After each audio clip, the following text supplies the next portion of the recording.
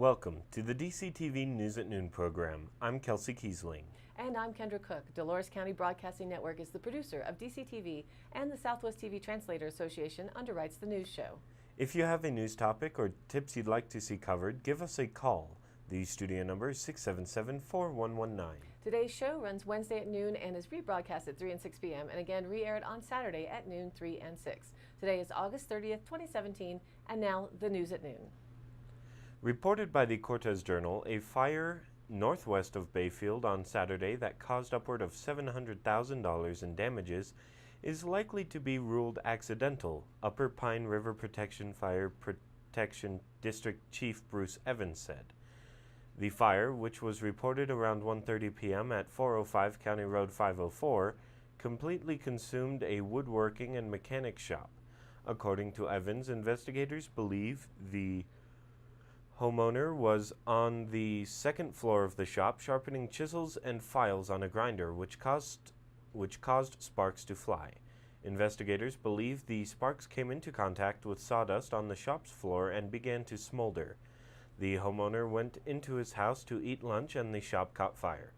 Someone knocked on his door and said, "Your barn is on fire," Evans said. Evans said the homeowner owned an extensive custom wood shop. The amount of the losses may be more than the estimated $700,000. We still have a long way to go documenting the value, Evans said.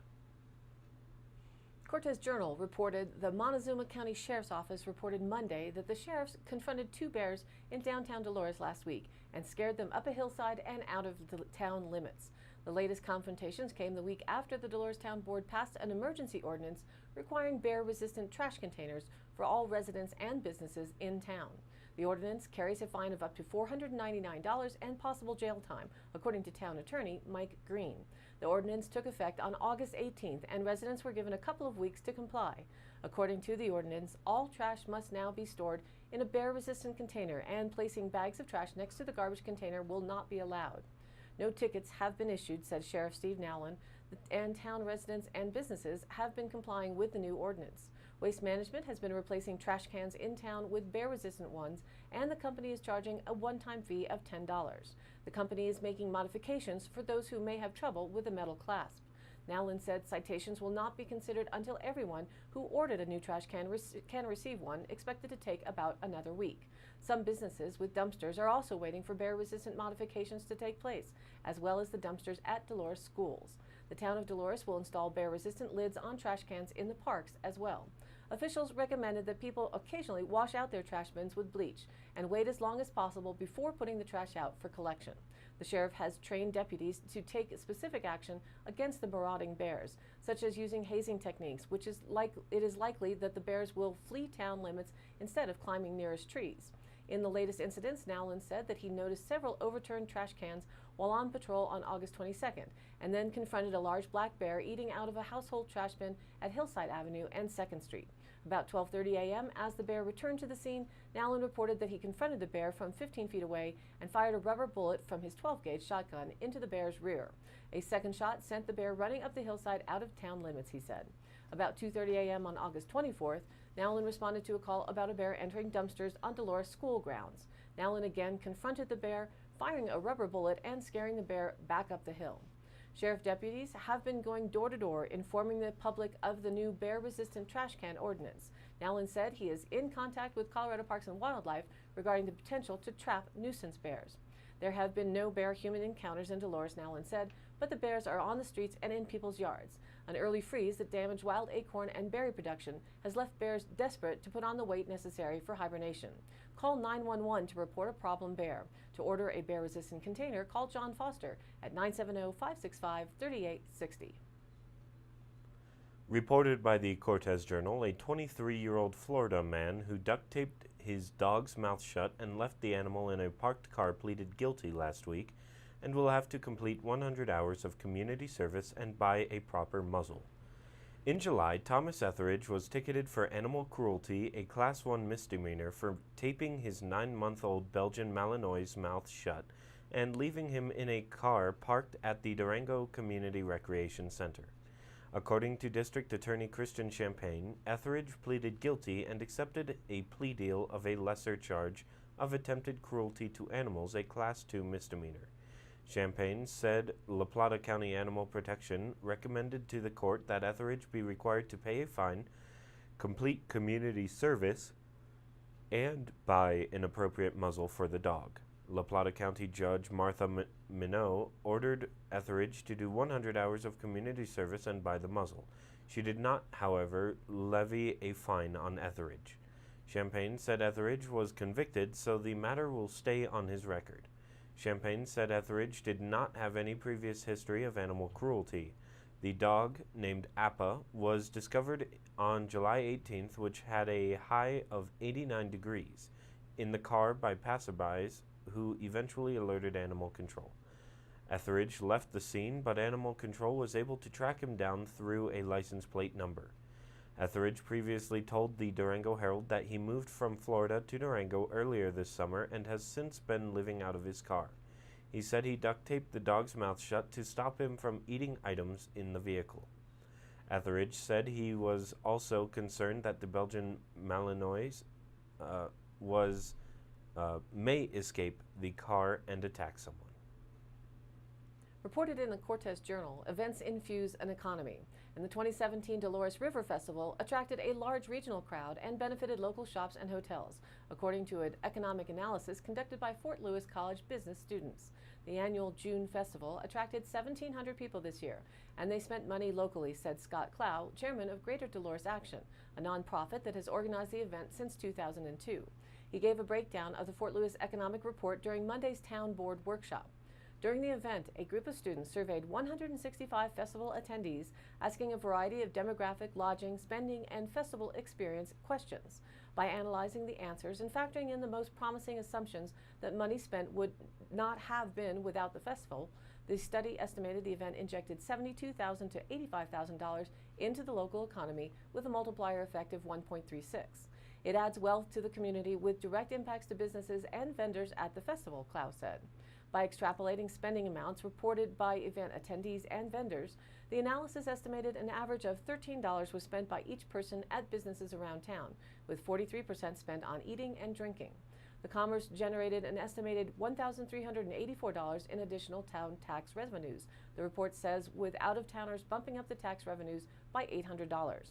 Organizers contributed as well. Greater Dolores Action spent $41,000 in production costs, putting on the all-day music festival, which featured 10 bands with 1/4 of production costs spent in Dolores. With ticket sales and sponsors, plus the work of more than 100 volunteers, the organization came out in the black, Clow said. When asked whether the festival should expand to 2 days, 3/4 of the respondents said they supported the idea. Greater Dolores Action said it's considering it. With 2 days, we could have 1 day focus on live music and the other more on events, such as longer raft trips, the river parade, and activities for families, Clow said. Camping was allowed on festival grounds this year, but the study found that out-of-towners mostly stayed with friends in town, in hotels, at private campgrounds, or on the nearby San Juan National Forest. We really appreciate the town's support and for Fort Lewis doing these economic studies, Clow said. Also, according to the survey, about 11% of people who came in from out of town stayed in hotels. The festival was dog-friendly, and 21% of attendees brought their dogs. Surveyed festival goers came mostly from Dolores, Cortez, Mancos, and Durango, but also from New Mexico, Arizona, Utah, and Texas. About 72% of attendees came for the music, and 28% came for the family activities and events, including the free raft rides, which had 150 participants. About 97% of those surveyed said they would attend the festival again.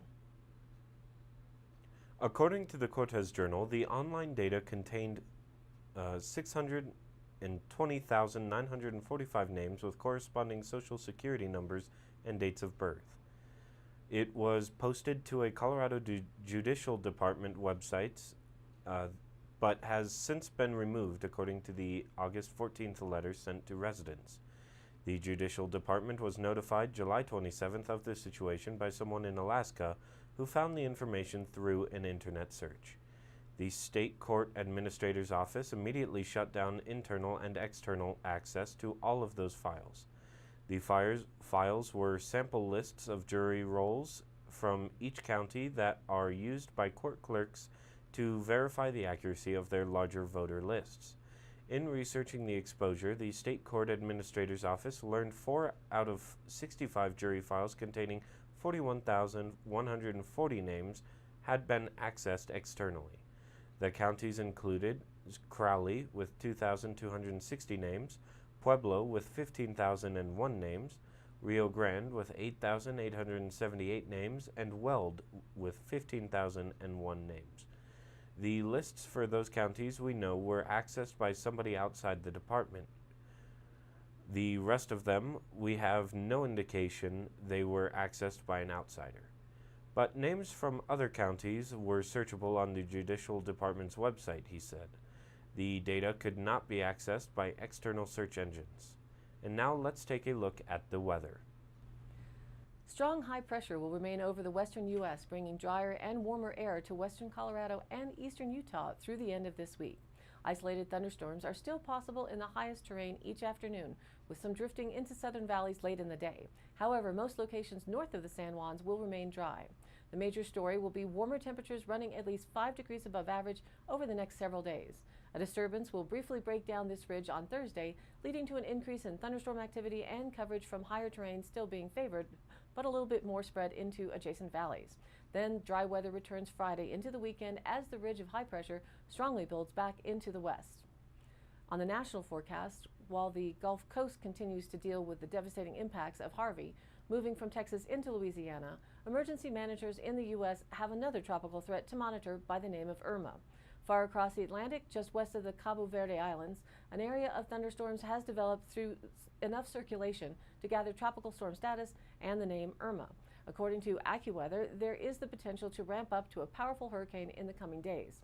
While in the southwestern U.S., temperatures are heating up above average as the high pressure lingers over much of the western coast and desert southwest.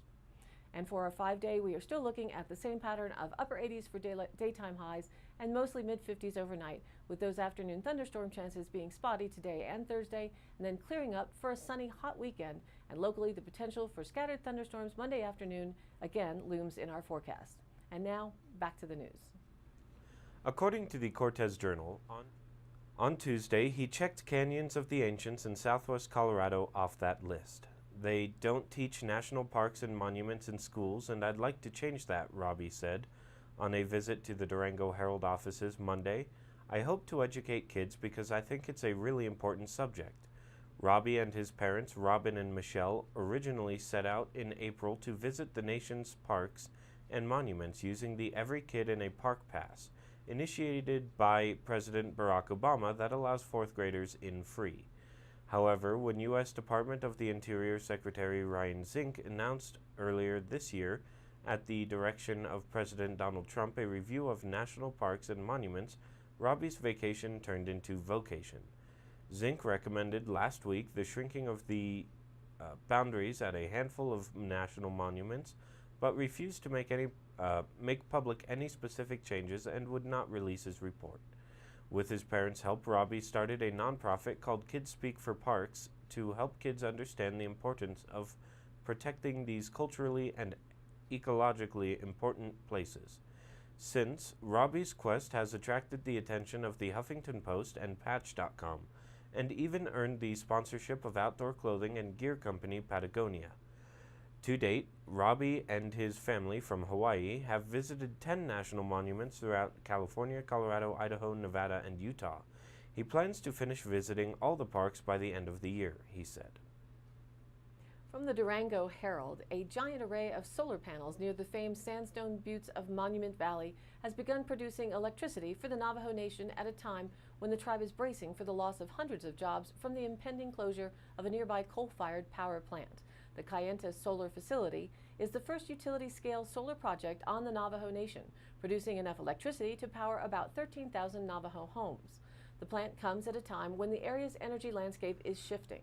The coal-fired Navajo generating station near Page is set to close in December of 2019, leaving a site that both tribal and private entities say has potential for renewable energy development. The Navajo Tribal Utility Authority, which owns the solar plant, said the project advances clean energy on the reservation long known for fossil fuel development, the Arizona Daily Sun reported. Walter Haas, general manager of the tribal utility, said the plant proves to investors, developers, and tribal communities that renewable energy projects are possible on the reservation. Economic development often is hampered by the lack of infrastructure, required environmental clearances, and consent from anyone holding a permit or lease for use of the land. Before the solar facility, we had a reputation in the industry of not being able to get something built or brought online, Haas said. The town of Kayenta benefited too.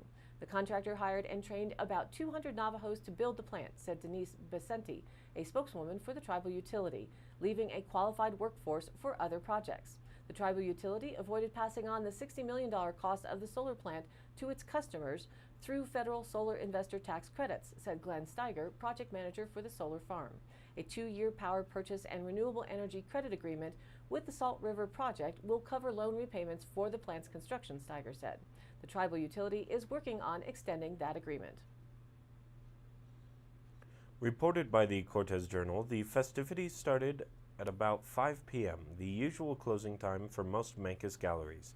Artists served wine, beer, and other refreshments to visitors who stopped by the Goodnight Trail Gallery, Oleo, Kilgore American Indian Art, the Artisans of Mencos Co-op, and other galleries.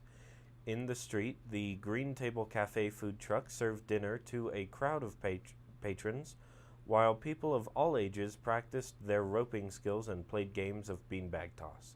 Members of the Creative District hung a long canvas over a mural on the south side of the street where children could create their own paintings. As dusk approached, local folk band Karut Roma played music on a temporary stage while inviting visitors to dance. Herb Folsom, a member of the board of directors, said he hopes the Creative District can host more summer events like this in the future.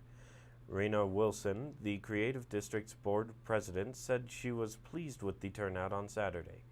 The Creative District is a partnership between more than a dozen local artists, most of whom have galleries on Grand Avenue, and agencies such as the Mencos Valley Arts Council, the Mencos Valley Chamber of Commerce, the Mencos School District, and the town government. It's one of 18 statewide creative districts certified by the Colorado Creative Industries Council, according to the council's website. Here's a community event in Dolores reported by the Cortez Journal. Turn off the TV, put down your smartphone, and meet your neighbors at the inaugural Sweet Taste of Dolores, a community get-together on September 16th at Flanders Park. There will be a variety of homemade breads, cakes, candy, and cookies, plus coffee, hot chocolate, and soda for sale. The Four Corners Community Band will perform for the event, which runs from 4:30 to 7:30 p.m. It's a chance for everyone to get together, socialize, and have dessert, said Dolores Mayor Santiago Lopez. As part of the event, public officials and business owners will attend and be recognized by an MC.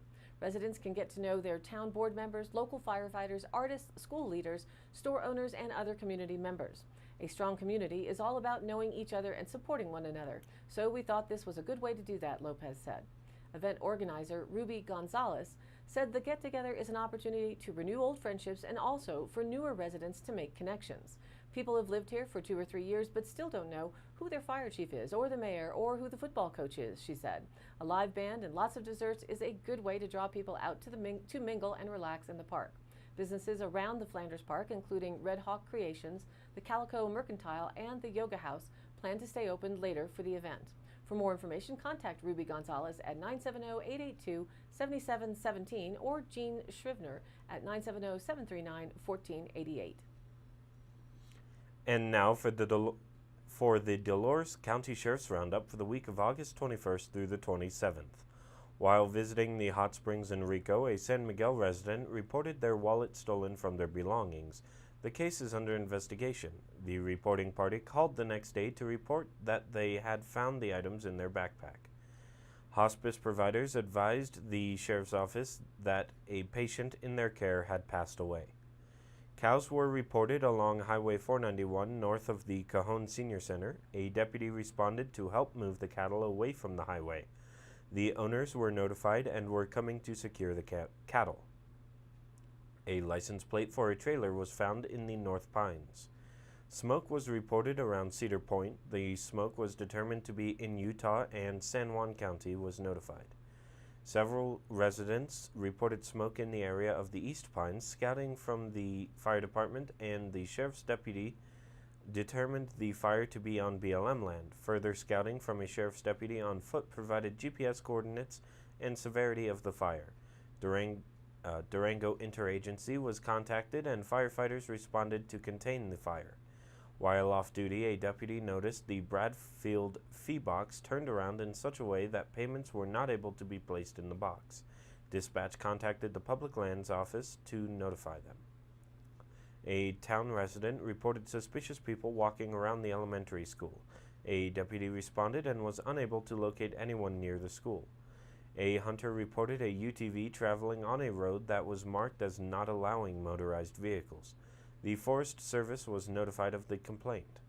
That concludes this week's roundup. Stay tuned for continued updates next week. Today's High Canyon Country Happenings, Montezuma County Fairgrounds, September 3rd from 5 to 10 p.m. Team Roping Jackpot is hosted by Broken Horn Arena. They'll have a number 10 and number 12, $20 per roper. And if you're creative and wanting a stage and don't mind the drive, head up to the Norwoods Hitching Post venue, August 31st for Open Mic Night, hosted by Shattered Singles. Family Open Mic Night is all ages from 7 to 11 p.m. Come sing, play, and help entertain, hosted by Dane and Brooke.